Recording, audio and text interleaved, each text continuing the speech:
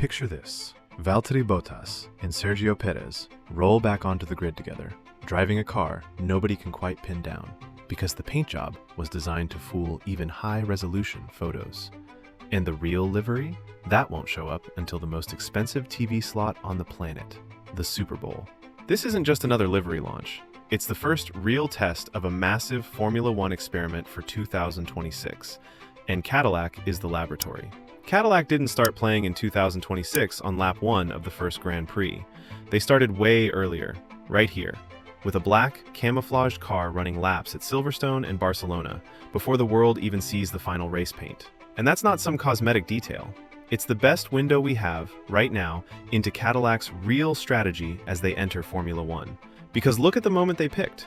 New technical rules, new engine rules, a reshuffled grid, Audi coming in.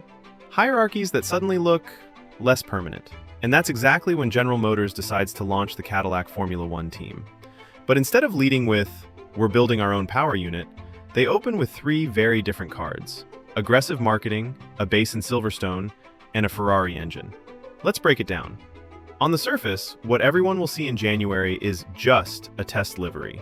A mostly black car, a monochrome geometric pattern switching between gloss and matte, a huge Cadillac crest wrapping the rear, and the names of American and British founders scattered across the layout. It looks like a standard preseason camouflage job, but when you line that up with the calendar and the way the team is positioning itself, the story changes. The car hits the track on January 26th in Barcelona during a collective shakedown with all the teams. Before that, there's an initial run at Silverstone, the classic filming day that's basically there to make sure everything powers up, nothing catches fire, and the gearbox actually shifts.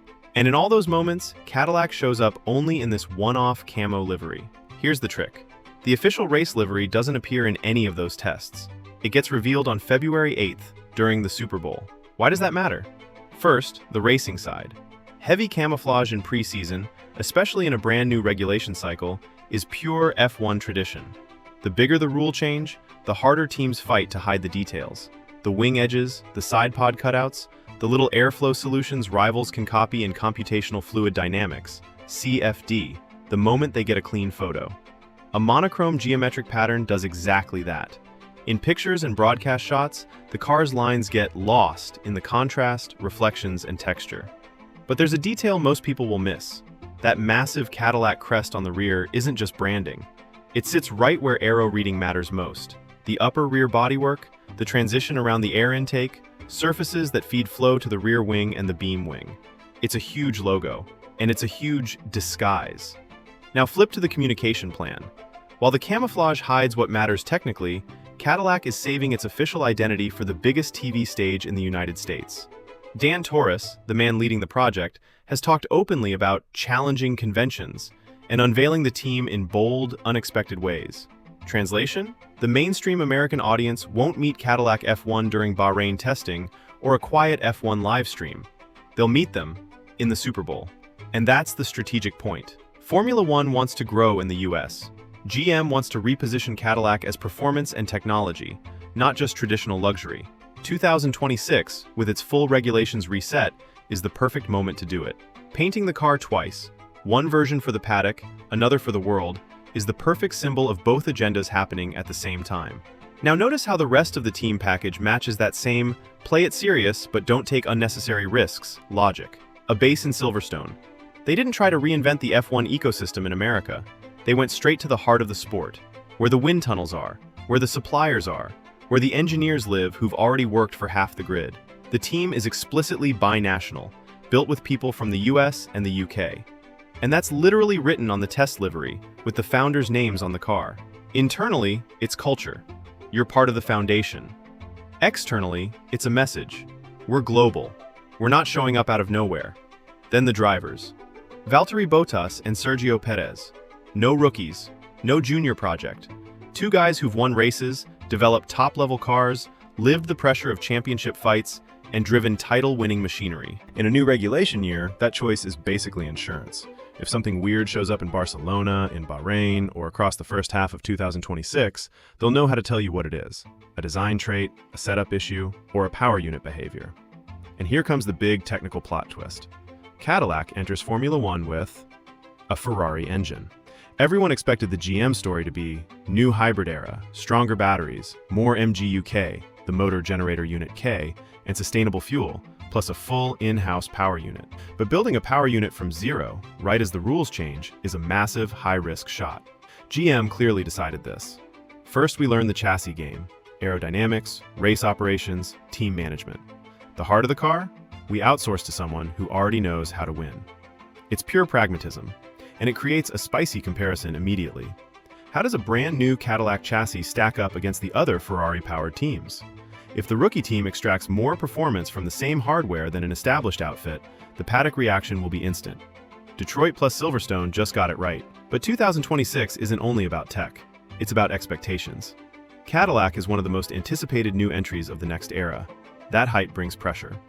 If GM is buying Super Bowl exposure to sell the idea of Cadillac as a new F1 force, then rolling onto the grid and living in Q1 would be brutal.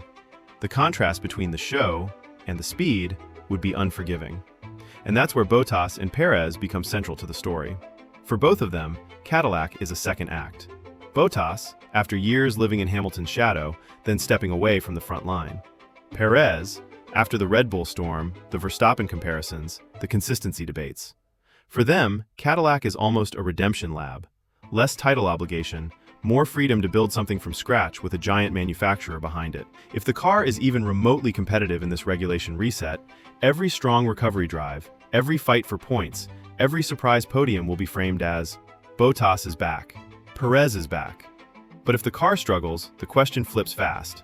Did Cadillac bet on a driver pairing past its peak? There's one more layer. The 2026 rules shift the philosophy of the cars.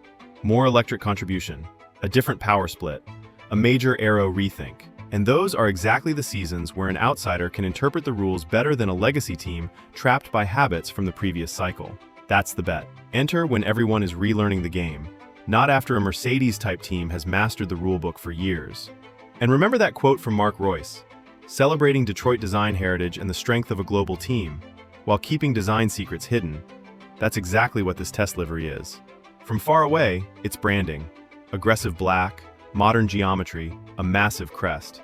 Up close, for anyone pausing Barcelona footage frame by frame, it's frustrating. You can't clearly see where the wing surfaces begin and end. You can't trace the true side pod line. You can't read how the inlets feed the rear. Cadillac is revealing an identity while hiding the solution. So here's the weird reality. In January, Cadillac isn't really presenting the final car, and they aren't presenting the final livery. They're presenting the Cadillac way of operating in Formula One.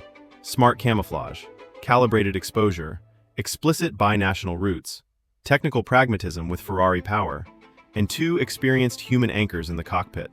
So the big question is simple. Is this the birth of a new American power in Formula One? Or is it just another manufacturer project that shows up in the hype cycle and disappears when the results don't come? We'll only start getting the answer in Bahrain and the opening races of 2026. But Barcelona's camo livery already makes one thing clear. Cadillac didn't come to play, and they're not taking risks they don't have to. They want the world to see them in the Super Bowl, while quietly hiding from rival engineers on the pit wall. And that's the real reveal. Cadillac is using F1 exactly the way F1 wants to be used in 2026. As a technology lab, a global spectacle, and a political technical battleground at the same time. If they can turn that balance, show plus substance, into real pace on track, the next era's grid might get a lot more interesting than people expect. If you want to follow how this Cadillac experiment evolves, from Barcelona's camouflage, to the first big upgrade, to the first wet race, to the first real fights with Ferrari and Audi, hit subscribe right here on F1 Revealed. Because we're going to keep connecting the dots that get missed in the rush of the headlines, and show you who's really playing the 2026 game.